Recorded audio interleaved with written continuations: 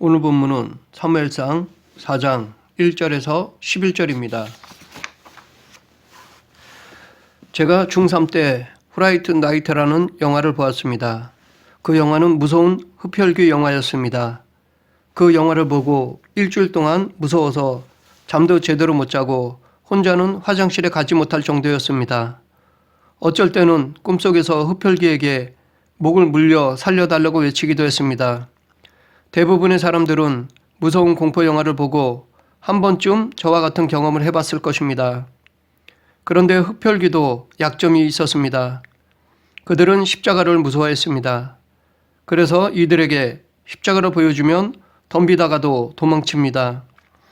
주인공은 십자가로 흡혈귀들을 제압하여 결국 승리하였습니다. 그래서 저는 어렸을 때 십자가 자체에 무엇인가 힘이 있는 줄로 알았습니다.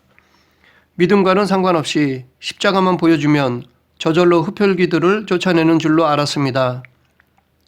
즉 예수님과 상관없는 십자가 자체에 퇴마의 힘이 있는 줄로 믿었습니다. 그런데 지금에 와서야 이것이 얼마나 잘못된 것인지 알았습니다. 재미로 보는 영화 한 편이 무의식적으로 얼마나 잘못된 신앙관을 심어주는지를 알았습니다. 오늘 본문에서도 이와 비슷한 일을 볼 수 있습니다. 이 사건을 통해 이 시대에 사는 우리들에게 주는 교훈에 대해 살펴보겠습니다. 사사기 말기 때 블레셋은 이스라엘을 괴롭혔습니다. 그래서 사무엘과 동시대 사람이었던 사사 삼손이 이들을 물리쳤습니다. 삼손은 이스라엘을 블레셋의 압제에서 구원하도록 세움받은 사사였습니다. 이후 블레셋의 이스라엘 침공은 사울왕 시대는 물론 다윗 왕이 블레셋을 완전 복속시킬 때까지 계속되었습니다.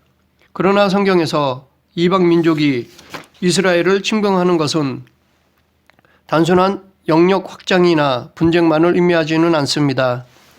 이스라엘은 여느 민족과 달리 하나님이 열방 중에서 택하여 자기 백성으로 삼으신 선민입니다. 그러므로 이방의 침공은 하나님의 허락 없이는 불가능한 것이었습니다. 그렇기 때문에 여기서 블레셋의 침공도 하나님의 허락하에 이루어졌다고 볼 수 있습니다. 그렇다면 하나님은 왜 이방 족속으로 이스라엘을 침공하게 하셨을까요? 그것은 이스라엘 백성들의 범죄 때문입니다. 사무엘상 3장 1절에 보면 당신은 하나님의 말씀이 희귀하였으며 이상도 흔히 보이지 않았다라고 하였습니다. 이것은 이스라엘 백성들이 하나님께 범죄한 결과입니다. 이렇게 이스라엘 백성들이 하나님께 범죄하였기에 하나님은 블레셋을 징계의 막대기로 사용하여 이스라엘을 치게 하신 것입니다. 그런데 하나님은 이스라엘 백성들이 범죄하였다고 해서 그들을 즉시 징계하신 것은 아닙니다. 3장 1절과 4장 1절 사이에는 적어도 수년의 간격이 있습니다. 그만큼 하나님은 오래 참으신 것입니다. 그런데 더 이상은 안 되겠기에 이번에도 블레셋을 막대기로 사용하신 것입니다. 이때 이스라엘은 에벤 에셀 곁에 진을 쳤고 블레셋은 아벡에 진을 치고 서로 대치하였습니다. 그리고 서로 간에 전쟁을 벌였는데 이번에는 이스라엘이 패하여 4,000명가량이 전사하였습니다.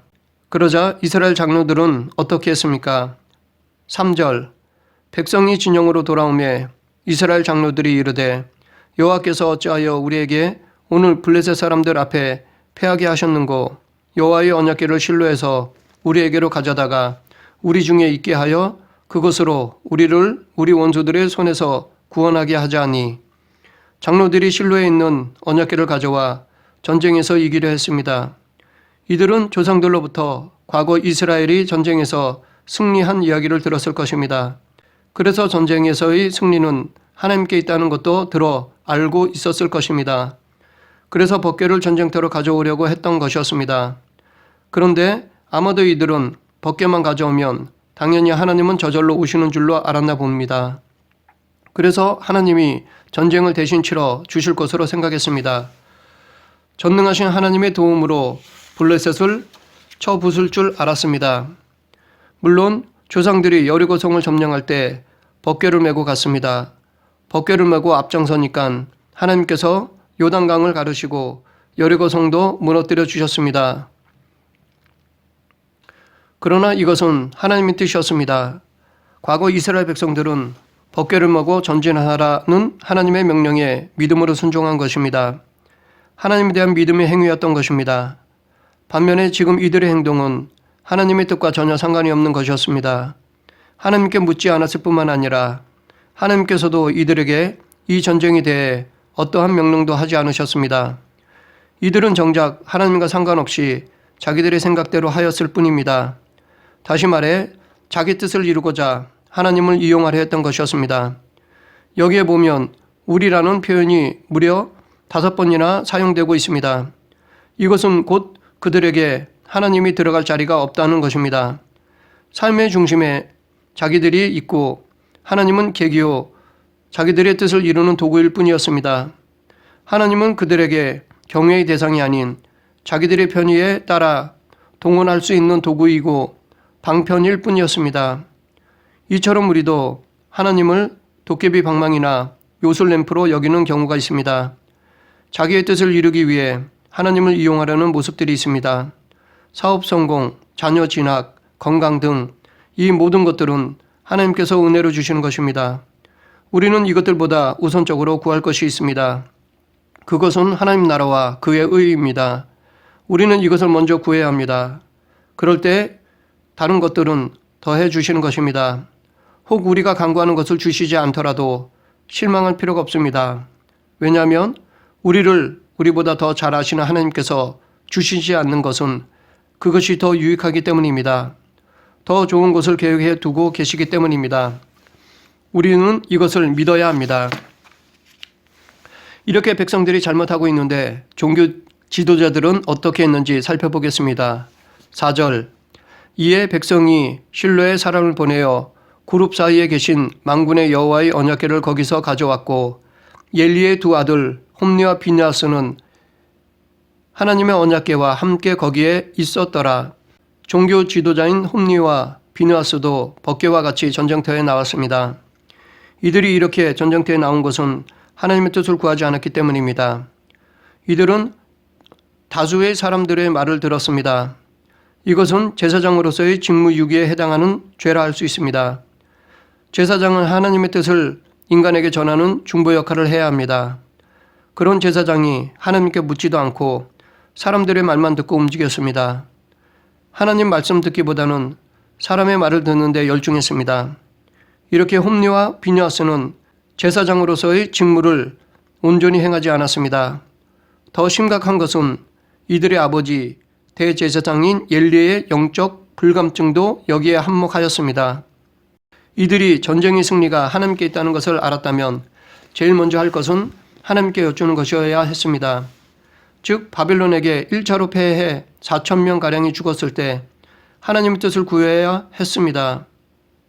패한 이유를 하나님께 묻고 그 문제를 해결해야 했습니다. 하지만 이들은 하나님께 구하지 않고 자기 생각대로 했습니다. 이들이 기도하지 않은 이유는 믿음이 없었기 때문입니다. 사무엘상 2장 12절에 보면 알 수 있습니다. 엘리의 아들들은 행실이 나빠 여호와를 알지 못하더라. 과거 이런 비슷한 상황에서 이스라엘의 조상들은 어떻게 했습니까? 여호수아는 여리고성을 점령하고 나서 다음으로 아이성을 점령하려 했습니다. 그런데 아이성은 여리고성에 비해 작은 성인데도 이스라엘이 패하고 말았습니다. 그러자 여호수아가 옷을 찢고 이스라엘 장로들과 함께 여호와의 궤 앞에서 땅에 엎드려 머리에 티끌을 뒤집어 쓰고 저물도록 있다가 이르되 슬프도소이다. 주 여호와여 어찌하여 이 백성을 인도하여 요단으로 건너게 하시고 우리를 아모리 사람의 손에 넘겨 멸망시키려 하셨나이까. 우리가 요단 저쪽을 만족하게 여겨 거주하였다면 좋을 뻔하였나이다 라고 기도했습니다.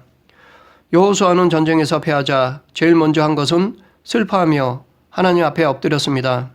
그리고 하나님께 여쭈었습니다. 즉 전쟁의 중간자이신 하나님의 뜻을 구했습니다.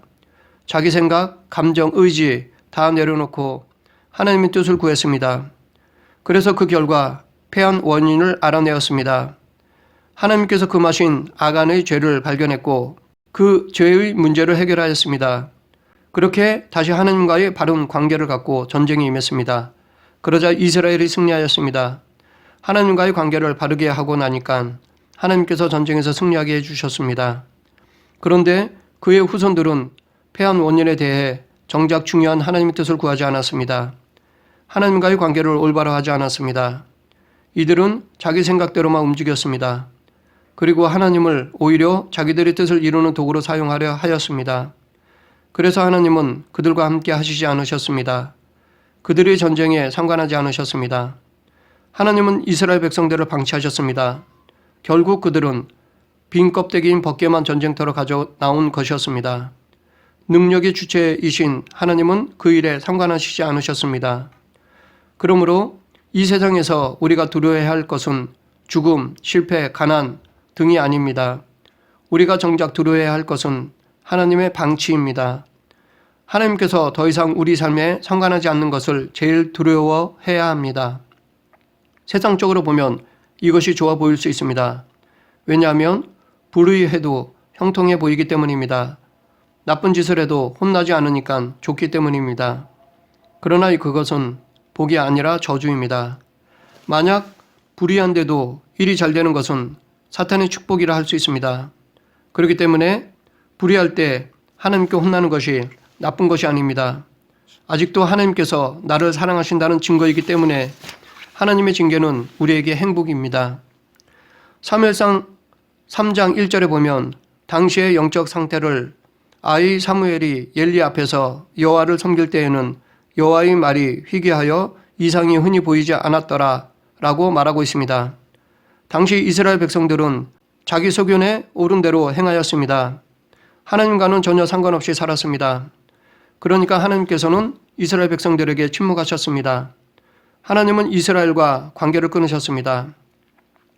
당시 이스라엘 백성들은 하나님께 제사를 드리고 있었습니다. 하지만 그 제사는 형식적이었습니다. 믿음은 전혀 없었습니다.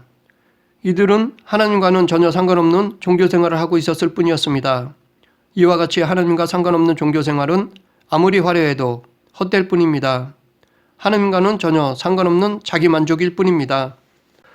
벗개를 전쟁터로 가지고 왔다는 소식을 듣고 블레셋 군인들의 반응은 어떠했습니까? 7절 8절 블레셋 사람들이 두려워하여 이르되 신이 진영에 이르렀도다 하고 또 이르되 우리에게 화라다 전날에는 이런 일이 없었도다 우리에게 화라다 누가 우리를 이 능한 신들의 손에서 건지리요 그들은 광야에서 여러 가지 재앙으로 애굽인을 친 신들이니라. 블레셋 군인들은 소식을 듣고 두려워했습니다. 이들이 두려워했던 이유는 하나님의 전능하심을 알고 있었기 때문입니다. 이들은 정탐꾼을 숨겨주었던 라합처럼 하나님께서 10가지 재앙으로 이스라엘 백성들을 출애굽시킨 것을 들었습니다.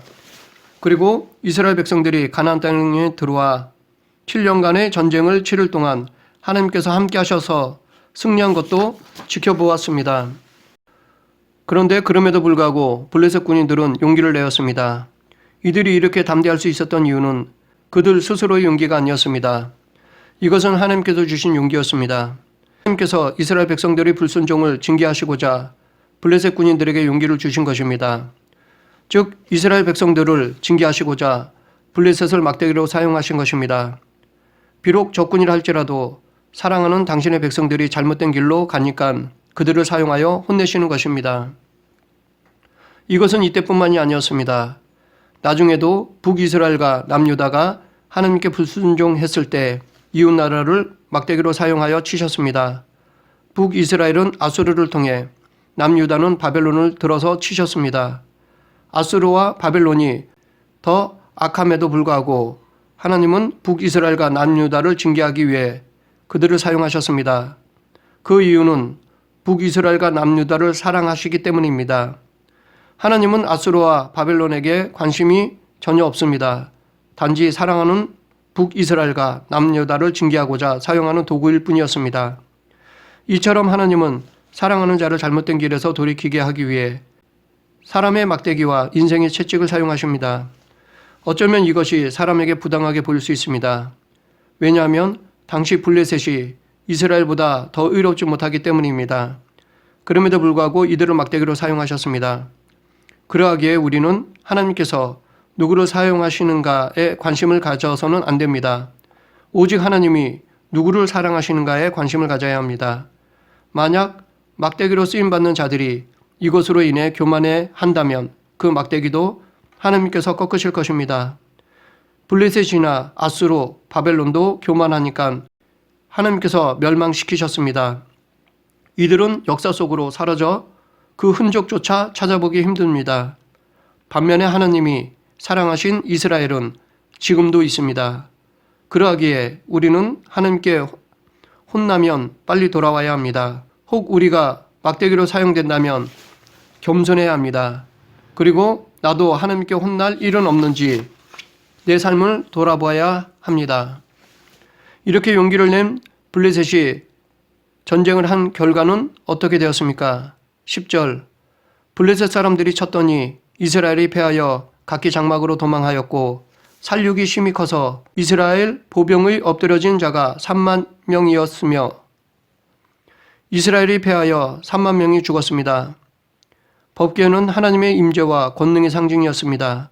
그러나 그것 자체에 힘이 있는 것이 아닙니다. 그런데 이스라엘 백성들은 법궤 자체에 힘이 있는 것으로 여겨 전쟁에 임하여 패하고 말았습니다. 이처럼 하나님 없는 법궤는 아무 힘도 없습니다. 이들의 행동은 믿음이 아닌 미신적 행위였습니다. 즉 하나님을 섬긴 것이 아니라 법궤를 섬기는 우상숭배였습니다. 아무리 하나님의 임재와 권능의 상징하는 법궤라 할지라도 우상이 될 수 있습니다. 또한 하나님을 형상화하는 것도 우상화입니다. 시내산에서 이스라엘 백성들이 하나님을 형상화하여 심판을 받았습니다. 나쁜 뜻이 아니었다 할지라도 하나님을 형상화하면 그것은 우상이 됩니다. 그렇기 때문에 죄가 됩니다. 본문의 이스라엘 백성들처럼 하나님을 우상화하는 것은 아주 위험한 신앙생활입니다. 우리도 우상화하는 것을 조심해야 합니다. 자칫 십자가나 성경책 그 자체에 어떤 힘이 있는 것으로 여겨서는 안 됩니다. 아무리 십자가를 목에 걸고 성경책을 들고 다녀도 진실된 믿음이 없다면 이 모든 것들은 헛된 것입니다. 모세가 만든 놋뱀은 하나님께서 치유의 역사를 발휘하는 도구였습니다. 그러나 후대에 가서 이것 자체를 믿고 의지하는 우상이 되었습니다. 하나님은 히스기야를 통해 놋뱀을 부수었습니다.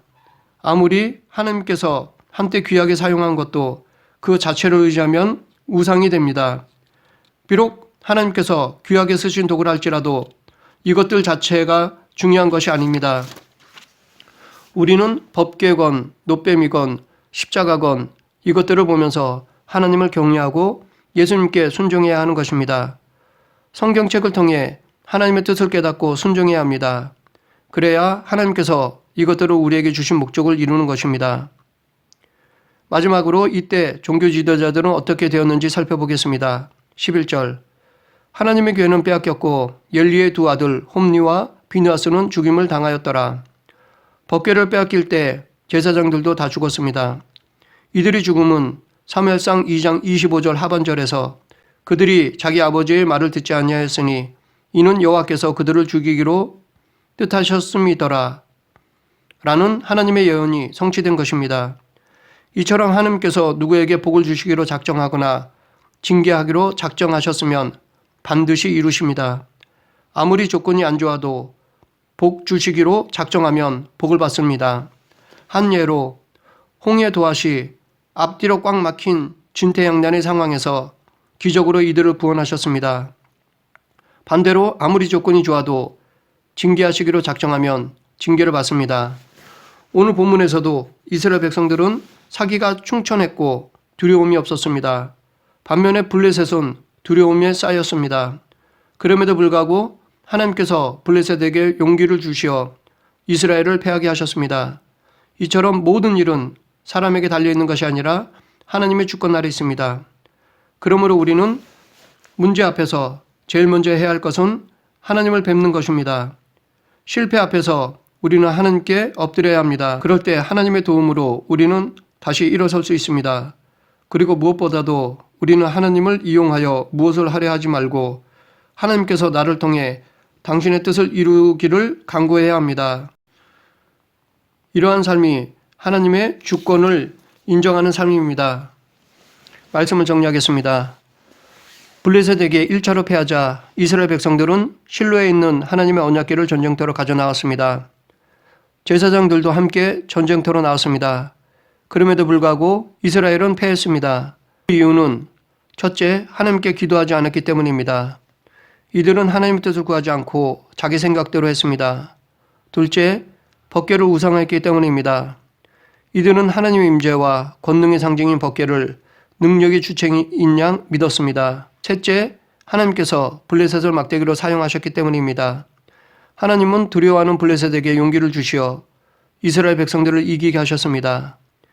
이 시간 우리도 이스라엘 백성들처럼 잘못된 신앙생활을 하고 있지는 않는지 뒤돌아보았으면 합니다. 부지 중에 우상화하고 있는 것은 없는지, 인격적인 하나님을 요술램프처럼 믿고 있지는 않는지 주의하는 저와 여러분이 되길 간절히 축원합니다. 기도하겠습니다. 사랑의 하나님 감사합니다. 우리들도 부지 중에 하나님을 우상화하는 죄를 범하고 있지는 않은지 삶을 뒤돌아보게 하시고 혹이 있다면 그것을 버리게 하여 주시옵소서. 문제 앞에서 먼저 하나님과의 관계를 올바르게 하고 하나님의 뜻에 순종하는 그리스도인이 되게 하여 주시옵소서. 예수님 이름으로 기도드립니다. 아멘.